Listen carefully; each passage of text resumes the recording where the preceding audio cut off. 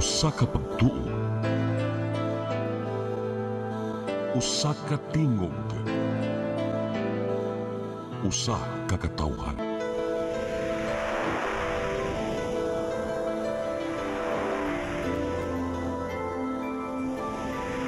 Cebu Catholic Television Network.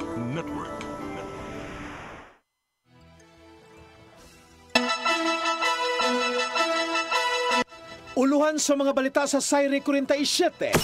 Dangatan sa mga kasamtangang kawani sa syudad sa Sugbo. Gisusi na ni incoming Mayor Nestor Archival. Donasyon sa mga bagong sakyanan sa 15 ka mga sangguniang kabataan sa dakbayan sa Mandaue. Gikwestiyon tungod sa pagasunog sa sakyanan, operasyon sa Star 8 electric jeep kasamtangang gipahuno.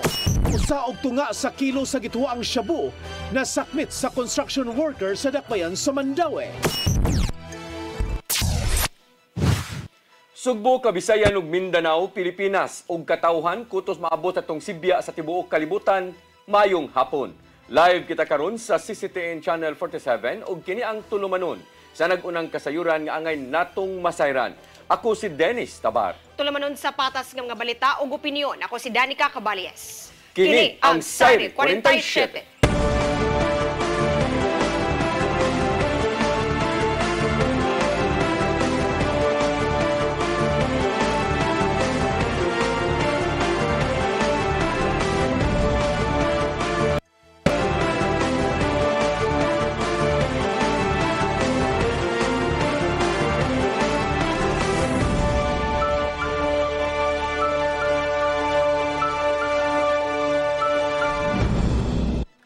Ug karon sa kumpletong detalye sa atong mga balita, gisukit-sukit na ni incoming Mayor Nestor Archival ang pipila ka mga kawani sa Cebu City Hall kung ngayon ba silang ipabilin ubos sa iyang administrasyon. Kabahin kini sa pagpangandam sa umaabot niyang termino sa sunod nga buwan. Ang kasayuran ihatod ni Gian Navarro. Isip kabain sa transition phase ngadto sa bag-ong liderato, gisukit-sukit na ni incoming Mayor Nestor Archival ang pipila ka mga empleyado sa Cebu City Hall. Sa kasamtangan, magpabilin una sulod sa 3 ka buwan ang mga empleyado, ilabi na ang mga job order, co-terminus employees suguban pa, subay sa ilahang evaluation. Usas sa mga basihan ng ilang taon kung ang usa ka empleyado aduna bay abilidad sa gisudlang buhatan. Kini aron matud pa, dili mausik ang panudlanan sa syudad tungod kay wala gipahaom sa iyahang kapasidad ang job description nga iyang gidawat. So mo na atong gitanaw na di man ta pwede nga ato nang ibutang because ang gobyerno mas maarkansi ang delivery sa basic services dili mapatuman sa saktong oras. Arkansi ang syudad. Gikan sa kapin 7,000 ka mga total number of employees sa City Hall. Anara sa dulan 3,000 ang casual employees, kapin 2,200 ang job order o 187 ang co-terminus workers. Usas sa mga problemang nasugatan ni Archival sa diyang nagsugod sa iyang evaluation, mao ang mga trabahante nga matud pa, wa pa nakadawat sa ilang sweldo. Apan suma pa ni outgoing Mayor Raymond Alvin Garcia nga sagad mo tumaw ang suliran sa sweldo so sa ka-empleyado tungod lang sa kakuwang sa iyahang appointment paper. Sa kay ta gustong daghan sa ayaw na nobra basta kung may trabaho mo pa. So I think hindi ko rin 7,462 Ang kumantuan ng Danny Garcia ang DMDP nga kung mahimo job fair alang sa mga maapektuhang empleyado tungod sa bagong administrasyon. Kini aron matabangan sila nga makapangita og laing katrabahoan taliwas sa nimong gidangatan tungod sa bag-ong nga liderato. Gian Navarro, CCTN News. Incoming administration ni Mandaue City Mayor-elect Junque Uwano ni question sa donasyon sa mga bag-ong sakyanan ngadto sa 15 ka mga sangguniang kabataan chairpersons. Nasuta nga ang gingong gilimitahan ang umabot nga administrasyon kung asa kini igahin. Ang kasayuran ihatod ni Mary Rose Sagarino.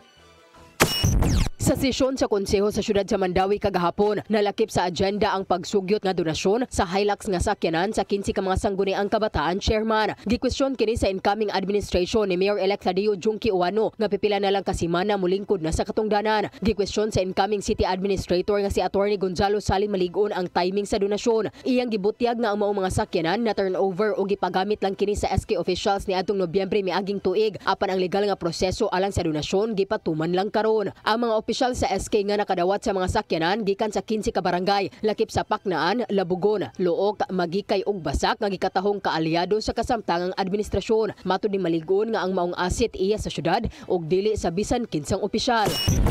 So karon nga bag-o ng administration ikalit nag-donate. Of course, di ko ka-speak sa ilang mind but kung ako'y pangutanon matod pa sa mayor, obvious ani nga dili na mawa na ni sa ownership sa city, dili na nila ma-recall and decide kung asa ang best use ani nga mga assets. Matod pa ni Maligon nga dili practical sa pagkakaroon ang pag-donate tungod ang mga opisyal sa SK walay legal o financial nga kapasidad sa pagmintinar sa mga sakyanan tungod kay ang kasamtangang balaod nagdili sa SK sa paggamit sa pondo alang sa gasolina, repair og pag-hire og mga driver. Dugang pa niya nga daghang mga departamento sa syudad ang mas nanginahanglan og sakyanan. Nang hinaot siya nga hatagan og konsiderasyon ang umaabot nga administrasyon sa pagdesisyon kung unsaon pagahina ang mga sakyanan. Ang maong sugyot sa donasyon padayong gi-review sa Committee on Law sa sangguniang panlungsod o gilauman nga muluwat unya og rekomendasyon. Mary Rose Sagarino, CCTN News. Bukal Jembo Borgonia naglaom nga dili mabalik sa pagduso ang 1.2 billion pesos nga supplemental budget karong gibalik na kini sa buhatan sa gobernador. Samtang nakita ni Bukal Glenn Anthony Soco nga nisangpot sa kalibog sa publiko ang gipangayong pondo alang sa provincial board. Ang kasayuran hatod ni Gian Navarro. Sa gipadalang statement, gilauman ni outgoing 3rd District Board Member Jimbo Borgonia nga dili unta mabalik ang pagduso sa 1.2 billion pesos nga sup Budget 1. Human kini sa naitabog init nga lantugin nitong Lunes sa hapon. Sa ding gipalabang ang gipangamahanang resolusyon aron unta ihunong ang pagtuki sa gipangayong pondo. Gawas nga gibasura ang iyang resolusyon. Gipayba usab sa kauban niyang si Bukal Tining Martinez nga gibalik na sa buhatan sa gobernador ang gipangayong pondo aron i-review. Apan sa saka-interview, nakita ni Borgonia nga ang katawhan mo'y nakapapukaw sa mga kaubanan ban sa giingong motibo aron mapadali ang pagduso sa SB1. Hinungdan nga wa gikalipay sa iyang mga kaubanan sa hunta ang nahimo niyang pagduda. Tagabaw at anytime, no? Wa, tagabaw, pwede na yun ipasulod nila. Butangan laga certificate of urgency gikan sa gobernador. Pwede na yun mapasulod nila on a regular session. No? 2 hours before sa regular session, pwede ka nila buhaton kung gusto ho nila, kinaman nilang numero. Samtang wala gikalipay ni Bukal Glenn Anthony Soco sa ang sangputanan sa gipangayong pundo nga mo'y gikalibgan na karon sa ubang tao. Gitataw ni Soco sa susama usab nga interview nga ubos sa maong pundong gipangayo nila sa Executive Department. Gahinan kini aron magpadayon ng operasyon sa 20 ka mga buhatan sa Provincial Board. Gawas sa buhatan sa Vice Gobernador og 17 ka mga sakop. Mapunan pa og 2 ka mga board members gikan sa Mandawi City Loan District. Samtang adunay tag 15 million pesos nga legislative assistance funds nga magamit sa matag board member. Dugang pa pagtataw ni Soco nga di mahilabtan ang kasamtangang annual budget sa probinsya maong adunay magamit alang sa bag-ong administrasyon. Kuno galing di man makaapas sa dili pa ang June 30, paninguhaw ni Soco nga makabaton gyapon og igong pundo aron magpadayon ang operasyon ug uban pa mga functions sa provincial board. Isip umaabot nga Vice Gobernador, andam hinon siya makigalayon sa bag-ong liderato sa probinsya, pinanguluhan ni incoming Governor Pamela Baricuat. Makalao mga itong mga igsuunan nga ako, for those who know me, open-minded ko pagkatao. I am really for the development and progress sa ato ang probinsya and I will work for what is best para sa itong mga igsuunan. Navarro, CCTN News.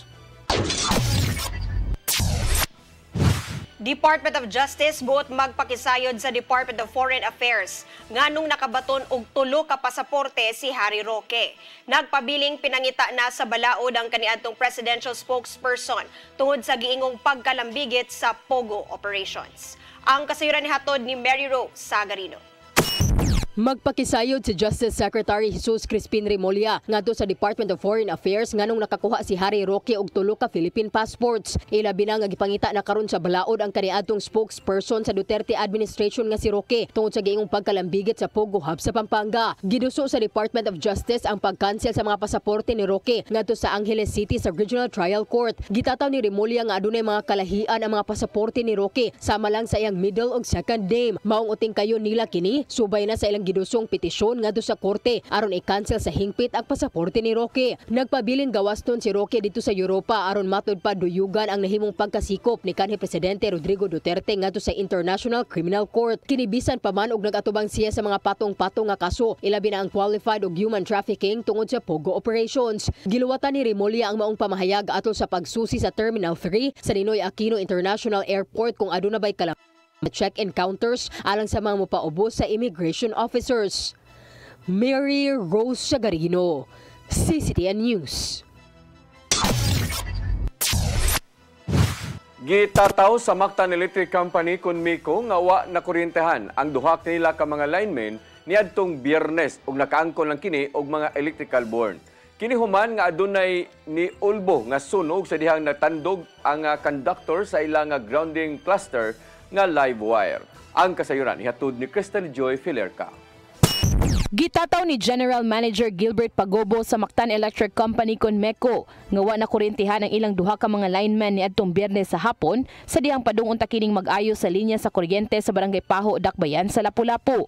Matud niyang sa maong higayuna padung pangpaungon ang kuryente tungod kay aduna sila scheduled preventive maintenance ug nangandam pa ang maong mga linemen. Apan nalihok ang gisakyan nilang bucket truck ug natandog sa live wire ang conductor sa ilang gikuptan nga grounding clusters. Hinungdan nga adunay ni ulbong sunog ug nasilaban ang duha ka mga linemen. There was no electrocution because our lineman was not able to actually to touch the wire. It was just the conductors, the grounding cluster swinging to the wire that caused the fire. Then ang doolman ato ang lineman, so mauto sila na pasok. It was just an electrical burn, not execution. Ang usa ka lineman nga kasamtangang nagpaalim sa tambalanan nga si Junrel Rabago mo'y nagrabihan tungod kay siya mo'y pinakaduol sa dihang niulbo ang kayo sa maong higayuna. Dugang pa sa General Manager nga kasamtangan na usab silang nagpahigayon og investigasyon kung anong nalihok ang maong bucket truck. Again, we were trying to find out was it an error on the operator because the bucket truck can be operated in 2 points man. It can be operated up there or it can be operated down. In cases like that, ang operate is actually taas because they're more mas makita Manila. Sunod semana, posibleng makabalik na sa iyang trabaho si Jomer Cabiso nga nakagawas na sa tambalanan ni adtong adlong Domingo. Samtang sunod semana usab gilaumang makagawas na si Rabago sa tambalanan. Crystal Joy Filerca, CCTN News. Mandawi City Police Office nisugyot sa pagbugna og task force aron sa pag-inspeksyon sa mga kumpanya nga related sa information technology. Kinisubay na sa nadiskubrihan nga giingong scam hub sa syudad sa Sugbo. Ang kasayuran hatod ni Mary Rose Sagarino. Kuyog sa mga opisyal sa Mandawi Business Permit Licensing Office, Mandawi City Police Office, Bureau of Fire Protection, National Bureau of Investigation o Criminal Investigation and Detection Group, sila nagpahigayon og inspeksyon kagahapon sa hapon sa pipila ka mga business process outsourcing og IT company sa Barangay Banilad. Gitan-aw nila ang mga permit o operasyon sa mga negosyo. So far, we're happy to report yesterday that sa ato ang initial nga na inspect nga area, all seems kanang legit man. Although ang uban man gud ani kay panggabi, so maybe we will be conductor our follow-up kanang sa tawagan inspection. Bisan pa man ini, giangko ni Malate nga dili mohunong ang ilang operasyon ug mas pahugtan pa. Ang operasyon subay na sa nadiskubrihan nga matud pa scam hub sa Barangay Kasambagan sa syudad sa Sugbo. Ang scam hub ng biktima sa taga South Africa nang scam og pamuhunan alang sa usa ka AI company. Ang operasyon subay usab sa mando ni Presidente Bongbong Marcos Jr. kabahin sa Philippine Offshore Gaming Operations kun Pogo. Subay ni ini, gitinguha sa Mandawi City Police Office nga magmugna og task force aron maoy mo regular nga mopahigayon sa inspeksyon. Sila mosugyot ngadto sa mayor nga mo-issue og executive order kabahin niini. On all establishments just to ensure nawalay illicit activities, any form of illicit activities, especially ang karon ka ng online scams. No? That's it ang among next na move. Pinaagi sa executive order, gitinguha ang klaro nga mandato kung unsa ang limitasyon o kung unsa ang mga mahimo nga subay gihapon sa balaod. Ni suporta ang National Bureau of Investigation maong tumong. On behalf of the NBI, I assure Costa and the city Mandaue business permit section and our partners in the law enforcement agencies that the NBI is in full support of this objective to eradicate this kind of illegal activities. Mary Rose Sagarino, CCTN News.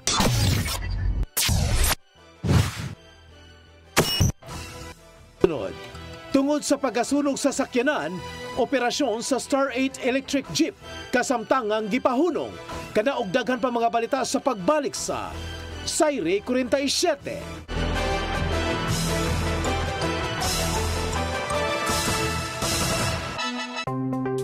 Discover the beauty of the Philippines.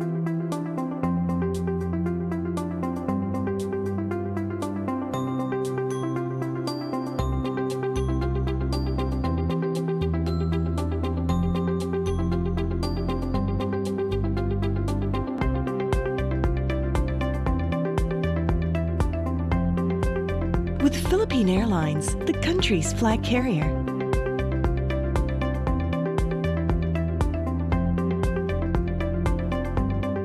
The airline that lets you feel the warmth of the nation.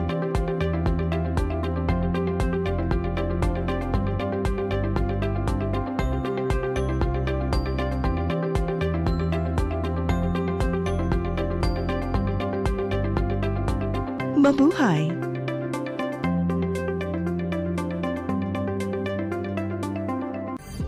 Ito ang programa kung saan magko-collaborate ang ating mga ozone na doctors para ibahagi ang kanilang kaalamang medikal. I believe with all my heart that the Lord is allowing us to understand that He's the one who are extending this life and we have to really take care of our body. Yes.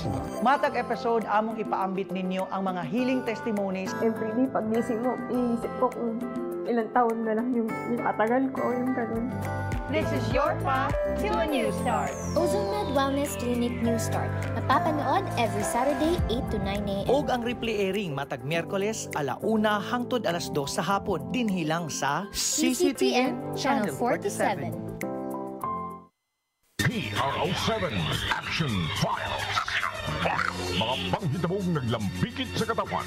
Ihatagan ng aksyon o kasulbaran sa kapulisan. PRO7 Action Files. Base sa talaan sa Police Regional Office 7. Makakasong panayong isubay. Hatagan ng katinawan. Pinaagid ng maong tulumanon. PRO7 Action Files. Abang kaninyo sa Police Regional Office 7 o NTV CCTN.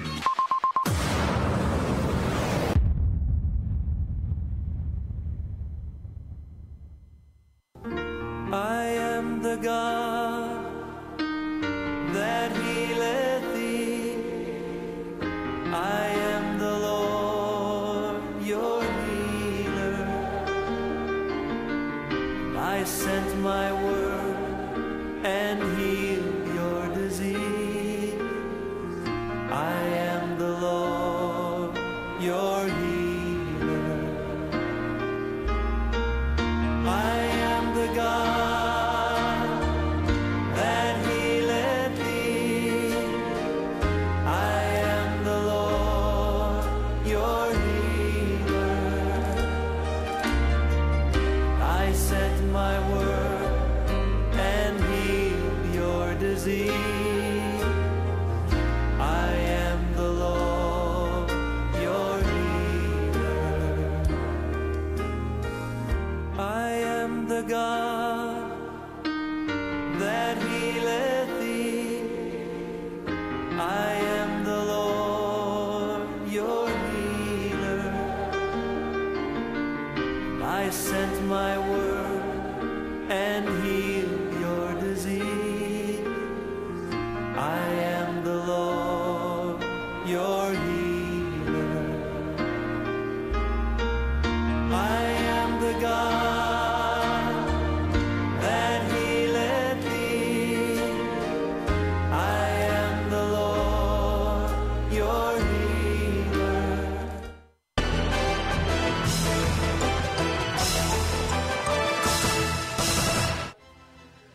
Balik sa atong mga balita, management sa Star 8 Electric Jeep kasamtangang nipahunong sa ilang operasyon human nasunog ang usa sa ilang unit niadtong Mayo 13 diha sa dakbayan sa Lapu-Lapu. Kini aron matan-aw na ang kondisyon sa tanan nila nga mga e-jeep kung naa ba kini sa maayong kondisyon aron malikayan na ang susamang insidente. Ang kasayuran ihatod ni Crystal Joy Felerca. Human masunog ang usa ka unit sa electric jeep niadtong Mayo 13 sa Barangay Marigondon, Dakbayan sa Lapu-Lapu. Temporaryo unang gihunong sa Star 8 ug Udotco Transport Service Incorporated ang ilang operasyon dinhi sa Sugbo, sugod dayon niadtong Mayo 14. Ang Star 8 adunay tos ka mga unit sukad silang operasyon niadtong tuig 2019 sa Dakbayan sa Lapu-Lapu. Apan sa kasamtangan, 35 na lang ka mga e-jeep ang nagdagan sa kadalanan. May rota kining IT Park paingon sa Lapu-Lapu City, IT Park paingon sa lungsod sa Cordova, ug ang ubang mga e-jeep sulod lang sa Dakbayan sa Lapu-Lapu ang rota. Mato ni Dennis Fernandito Solon, ang area manager sa Star 8, nga human sa mong insidente usa ka case number sa ilang franchise nga may 7 ka units agi suspenso sa Land Transportation Franchise Regulatory Board kun LTFRB. Apan na desisyonan sa management sa Star 8 nga temporaryo lang unang hunungon ang ilang operasyon aron nga ma-check ang tanan mga e-jeep kung anaa ba kini sa maayong kondisyon. Muna iyang giingnan ang taga battery provider namo ang Star 8 nga mangita og kanang expert para maoy mo investigate jud ani kung asa jud gasugod ang kayo kay kung pastoryaon ang battery naani sila safety features nga mo switch off ang battery. Pero ang kanisang Star 8, nasa ni siya safety features nga kung nasa ground or kuan sa mga wirings, di jud ni siya mudagan, di jud mo on ang battery. Hangtod karon wa pa masuta ang hinungdan sa pagkasunog sa mong unit. Mao suma pa ni Solon nga nisugyot ang fire investigator nga mangita na lang og eksperto sa lithium-ion battery nga mo'y gigamit sa mong. Pero ni anak magud ang tag-iya gud kay naguba magungan sa Star 8.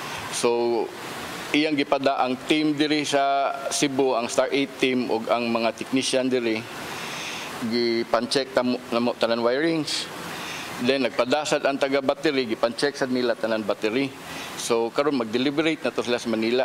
Sa pagkakaron, 64 ka mga trabahante sa Star 8 ang naapektuhan og temporaryong may na lang kay gitugutan sa kumpanya og temporaryong trabaho. Usa sa mga apektadong trabahante mao si Lord Sordilia nga 5 ka tuig ng konduktor sa maong kompanya. Tungod kay dili siya taga probinsya sa Sugbo, nagstay-in lang una siya sa warehouse sa Star 8. Suma pa niya ang may na lang kay aduna siya gamay nga tigom nga mo'y gigamit ang adlaw-adlaw. Ma'am, nanak ko nakakita ko trabaho. May na lang po para pang-adlaw-adlaw na mo kan pa. Andire gasto-gasto pang kaon. Napamay gamay nga budget kato ano lang usa kanang gi budget lang usa para sa kaon. Ana 118 siguro ah. Samtang nasinap sa usa ka elektrisyan nga si Jimboy Cario ang kalisod sa dihang nahunong ang ilang operasyon. Pwede nga ikuan mamay. Victor, parehas na ning natay buhi. Sa dlayan yung panagsara. Sa may sideline mo rin, sir? Sa mga dikapay bra, mga residential ba? Kanang building wiring. Ibutyag sa area manager nga maghuwat lang una sila sa desisyon gikan silang buhatan sa kauluhan base sa resulta sa ilang deliberation kung kanus ang makabalik sa pagbiyahe ang ilang mga e-jeep. Crystal Joy Felerca, CBN News. Mga sakop sa Regional Highway Patrol Group 7 milusad og checkpoint sa Dalan Osmeña Boulevard sa Dakbayan sa Sugbo ug niinspeksyon sa tanang pampublikong sakyanan. Kini aron pahimangnuan nga tumanon ang tanang lagda sa trapiko subay sa istriktong pagpatuman nila niini sa sunod semana. Ang kasayuran hatod ni Arnold Bustamante. Nag-checkpoint ang mga sakop sa Highway Patrol Group 7 sa Osmeña Boulevard. Ilang tumong mao ang pagpahibaw sa mga driver sa publiko nga mga sakyanan sama sa traditional public utility vehicle, modern jeep o mga bus. Lakip na ang mga pribado nga mga sakyanan nga sa sunod semana. Istrikto na nila nga ipatuman ang balaod sa trapiko. Ipahibaw ang mga driver nga isulom ang ilang uniforme. Kinahanglan nga nakapantalon o nakasuot sa seatbelt o labaw sa tanan, dili manigarilyo. Lalang una manakop ang mga pulis sanglit na mihimo lang sila og warning sa mga driver nga tumanon lang ang tanang lagda sa trapiko aron dili makasugat og problema sanglit sa sunod nila nga operation. Istrikto nila kini nga ipatuman. O sa bulan ang driver sa 06C nga nagbiyahe og Guadalupe Colon sa dihagga gi-check sa HPG naka-chaneles lang kini nga mahinungdan nga gitambagan siya nga magsapatos.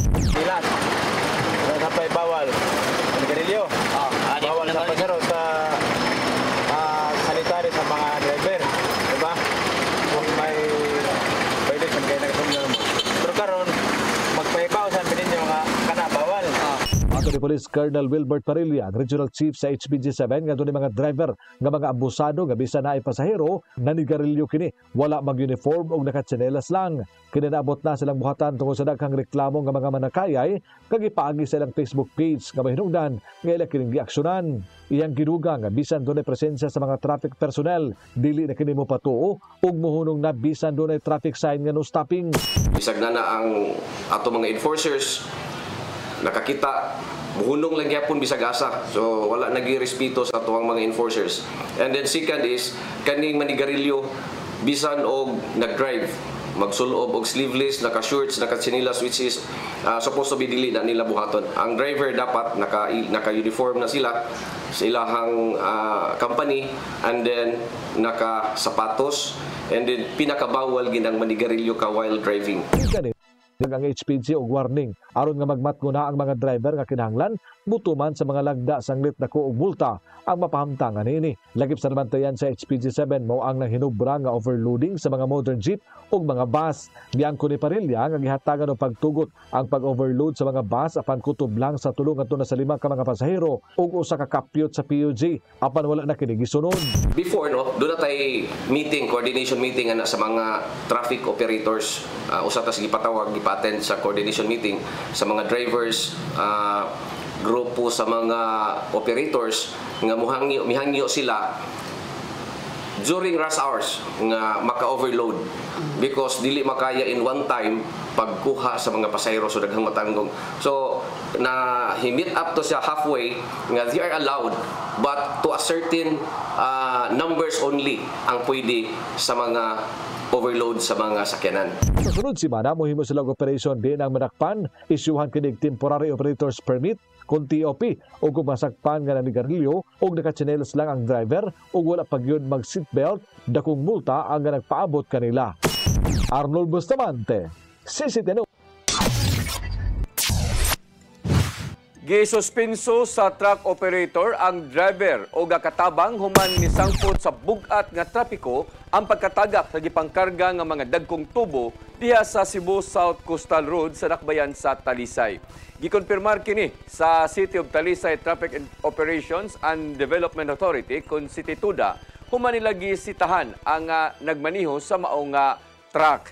Matod ni City Tuda Chief Jonathan Tumulak nga giangkon sa truck operator ang maong tulubagon sa aksidente. Human nga gipatawag sa ilahang nga buhatan. Nasuta sa traffic enforcers nga naa sa 13 katulildada nga steel pipes ang gikarga sa maong truck. Apan nataga kini human maputol ang pisi sa naghigot niini. Giisyuhan nila og citation ticket ang driver og helper aron ilang bayran ang multang gipahamtang sa maong buhatan.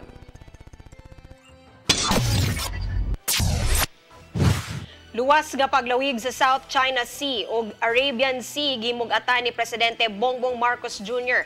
ngadto sa mga leader gikan sa Asia. Gibutyag niya kini atol sa usa sa mga meeting sa Association of Southeast Asian Nations sa Malaysia. Ang kasayuran nihatod ni Gian Navarro. Gihimugatan ni Presidente Ferdinand Bongbong Marcos Jr. ang gawas nun og luwas nga paglawig sa kadagatan sa South China Sea ug Arabian Sea alang sa padayong pagpatigayon. Kini may sentro sa ilang hisgutanan ato sa 2nd ASEAN Gulf Cooperation Summit nga gipaygayon sa Kuala Lumpur, Malaysia. Matod ni Marcos Jr. nga ang duha ka mga kadagatan sa Asia makatabang alang sa buhi nga pagbinayloay sa mga produkto ug serbisyo sa isig ka rehiyon. Pinasubay kini sa mga balaod sa kalibutan o kalikupan nga maoy nagpanalipod sa maong mga dagat. Dugang pa nga ang maong dialogo o sa katestimonya alang sa nimong pagsalig sa Pilipinas nga mao ang pagsaw sa mga maayong tinguha alang sa duha ka mga nagsumpay nga rehiyon. Nakita ni Marcos Jr. nga gipakusgan ang global security tuod sa padayong dialogo o panagsabot sa mga kanasuran. Maong niresulta kini ang peace agreements, pagbinayloay sa mga piniriso ug uban pa. Gibutyag kini ni Marcos Jr. uban ang mga lider gikan sa Southeast Asia ug mga kalyado taliwasan na angkon karon sa South China Sea kon West Philippine Sea nga gibabagan matud pa sa mga Chinese authorities tuod lang sa issue sa pagpanag-iya. Anaa sa Malaysia ang presidente aron pagtambong sa mga meeting sa Association of Southeast Asian Nations kon ASEAN ning si Manaha. Gian Navarro, CCTN News.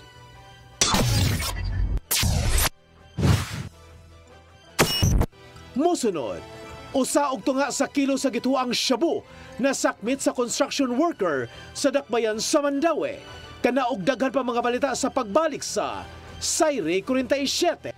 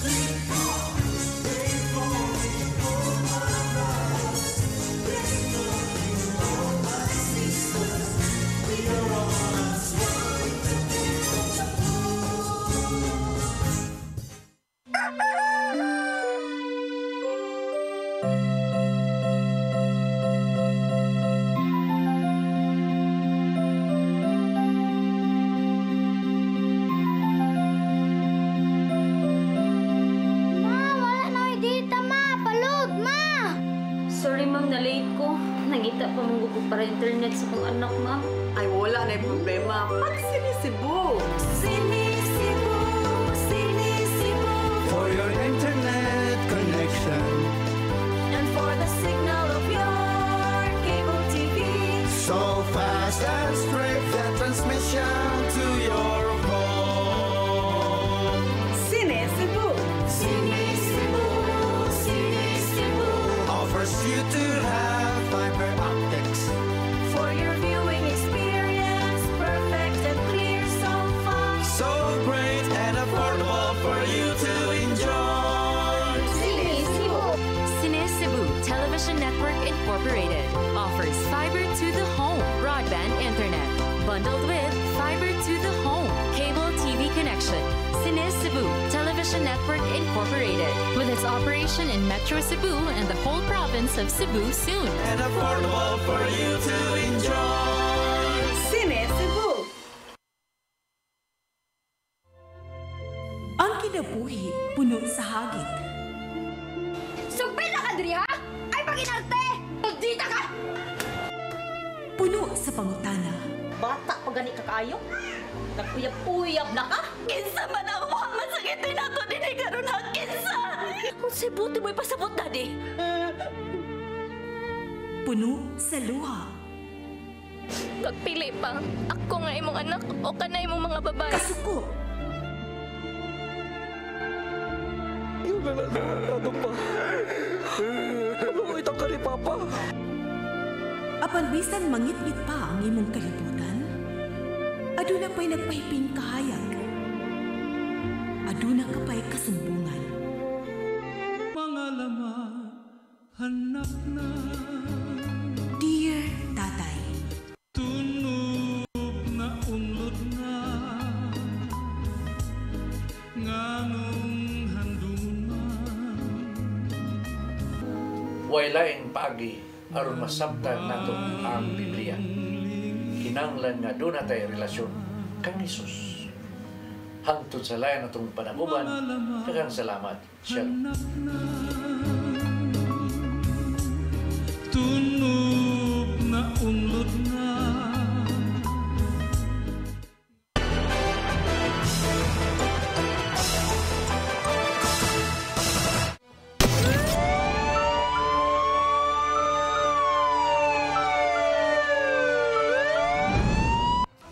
Balik sa ato mga balita, moabot sa katunga, kung maabot sa usa og tunga ka kilo nga gituho ang shabu. Kamukatidad og 10.2 milyones ka pesos ang nasakmit sa mga otoridad gikan sa usa ka construction worker sa buy-bust operation kagabi sa barangay Umapad, siyudad sa Mandaue.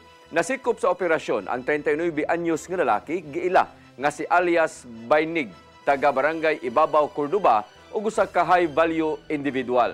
Sa investigasyon sa Mandaue City Police Office, ang suspect nakuhaan og shabu ug sa usa ka duha ka tawo nga sila si alias Jim ug iyang igsuon nga si alias Ajok nga kasamtangang piniriso sa Cebu Provincial Detention and Rehabilitation Center kun CPDRC diya sa barangay Kalunasan ning siyudad sa Subo.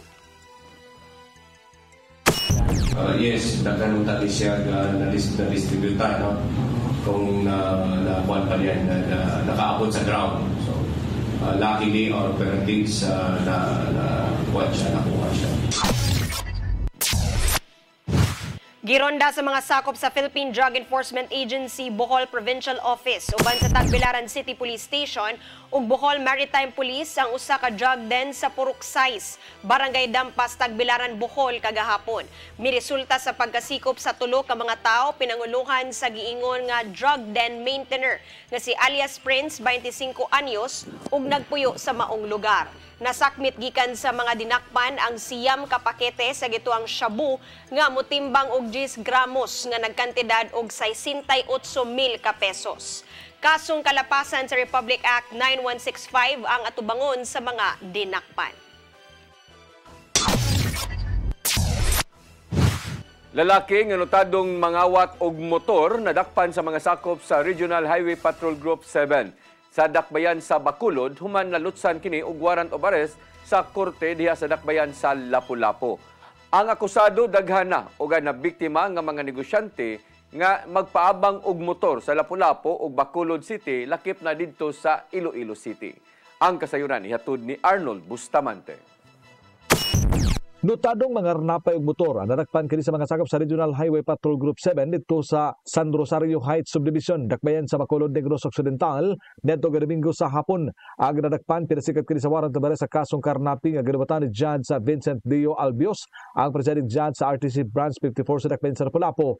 Pinitsahan nitong Mayo 19, 2025, gila nga si Rocky Pastorpidi Baflor, 23 anyos, nga residente sa Ramilo Village, Purok-Punta, Barangay Tanggob, dakbayan sa Bacolod, nga doon nagitugot nga piyansa nga 300,000 pesos alang siyang temporaryong kagawasan. Mato ni Police Colonel Wilbert Parilla, ang Regional Chief sa Highway Patrol Group 7, nga human migawas ang warrant of arrest ni Baflor, ilan gilusa ng manhunt operation. Ang mga personel ni Parilla niadto sa dakbayan sa Iloilo, sanglit ang iyang address na aman sa mga syudad apan gipahibaw sila sa usa sa mga nabiktima niini nga naa kini sa dakbayan sa Bacolod tungod kay nagpost kini sa iyang Facebook account nga doon na kini baligya nga motor. Gitransact dayon kini sa mga pulis nga sila ang mopalit sa mga motorsiklo nga gidil sa akusado ug nagsabot sila nga magkita sa usa ka lugar sa Bacolod hangtod nga ila kini nga nadakpan pinagi sa warrant of arrest. Daghan na aga na biktima ni Baflor sa dakbayan sa Lapu-Lapu, Bacolod ug Iloilo. Din ang modus nini mo ang pag-abang sa mga motorsiklo nga mahalon sa Yamaha Aerox, Inmax ug mga big bike. Sa dihang iyang makuha ang motor nga iyang abangan, dili na niya kini iuli ug iya kini nga dalhon sa Negros Occidental ug sa Iloilo. Din maghimo siya og peke nga original receipt ug certificate of registration nga iya na nga nakapangalan Istro o gibaligya dahil niya kini. Duha ka tawo ang iyang gibiktima sa dakbayan sa Lapu-Lapu, tulo sa Bacolod. Usaan ni polis nga nadestino sa mong syudad, samtang lain usab sa dakbayan sa Iloilo nga pulos mipasakag kaso bato kaniya. Dili siya mailhan nga mga napay motor sanglit ang iyang tinuod nga lisensya, ang iyang ipakita sa tagiya sa motorsiklo nga iyang abangan nga mahinungdan nga dili siya madudahan nga magrentangay. Sa dihang gipost sa HPG Sakop kang Baflor, daghanan narawag silang opisina nga sila na biktima usab sa mga akusado nga gusto mo pasakag kaso ngadto sa korte. Atong hibawan is mangabang siya og motor mo ni ihang modus mangabang siya og motor and then iprinda or ibaligya ihang usbon ang documents sa motor. So dili naman na natoron pwedeng itamper ang mga motor dali ra man mahibawan. So ang ilaha karon modus is ang documents mismo ang usbon. Na-trace pa niyo? Nailhan usab sa HPG7 ang tindahan nga gibaligyan sa kusado nga naa sa Iloilo City nga mahinungdan nga nakigilayo na sila sa kapulisan sa mong syudad ug dito sa Negros Occidental aron maembargo kini. Arnold Bustamante, CCTV.